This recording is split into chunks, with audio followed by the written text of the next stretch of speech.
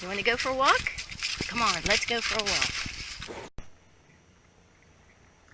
I received this question in an email, and since it applies to many of you, I thought I would share my response. A new mom wrote, "Dear Kathy, I loved your 3 minutes to a good dog course on introducing our newborn baby to our dogs. Do you have any advice for training the dogs now that the baby is crawling? For the most part, they just stay clear when she starts moving in their direction, but one of the dogs was making some noises that concerned me when the baby touched his paws." Okay, so I wrote back to our new mom and I said, well, first of all, we got to remember never, ever, ever leave a baby or a small child unsupervised around any dog.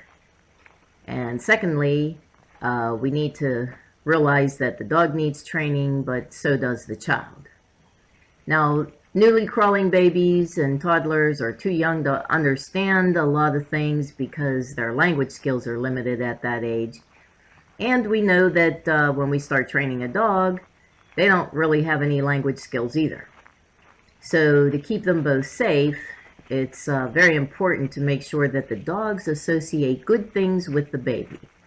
So for example, if you take the dogs with you when you take the baby out for a walk in the stroller, include the dogs in the nursery rather than, banishing them from that room.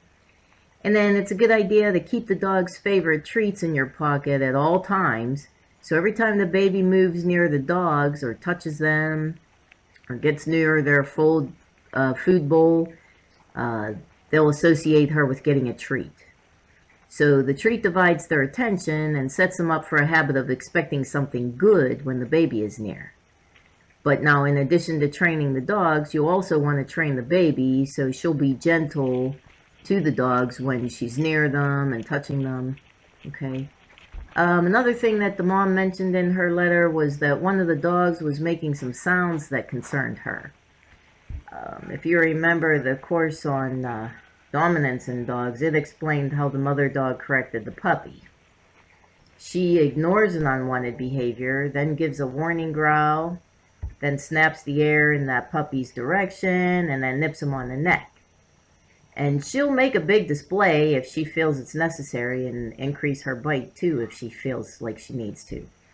Now, your dog's thinking that your baby is a puppy will use those same corrections on the baby if she would accidentally step on one of them or pull an arthritic leg or pull their tail. They think that they need to correct her.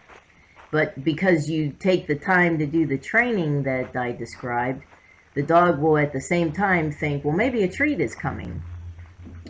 So the habit of the dog for looking for a treat divides his attention and might help to keep the baby from getting bitten.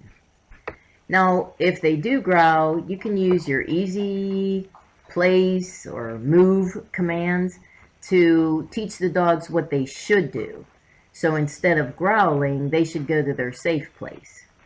Now be sure to teach the baby to stay away from the dog's safe place, his crate, or leave him alone when he's resting somewhere.